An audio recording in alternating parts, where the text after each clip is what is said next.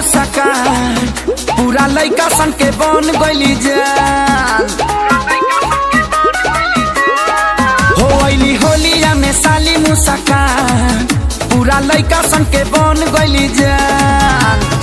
सच के सवारी के निकली है घर से टच करे खाती मन तरस रंग बरस भीजे चुनर चोली रंग बरस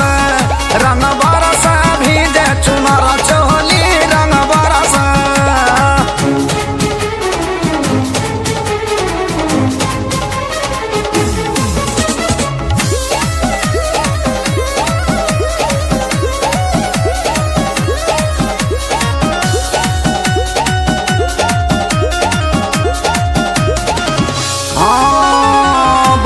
लिफ्ट बाड़ी भैया के साली लमा फिचिकारी तो देखी लजाली।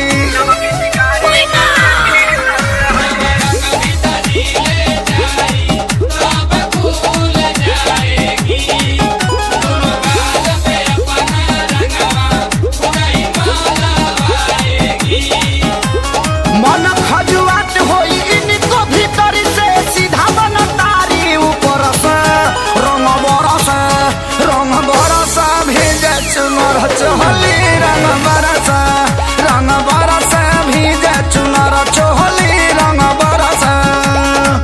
हाय दोस्तों, हमारा वीडियो आपको कैसा लगा? अगर हमारा वीडियो आपको अच्छा लगा हो तो प्लीज कमेंट में जरूर बताइएगा। हमारे चैनल को जरूर सब्सक्राइब करिएगा। ऐसे ही भोजपुरी वीडियो हम लाते रहेंगे और आपको दिखाते रहेंगे। चलिए दोस्तों, हम मिलते हैं आपको अगले वीडियो में। तब तक के लिए टाटा, गुड बाय।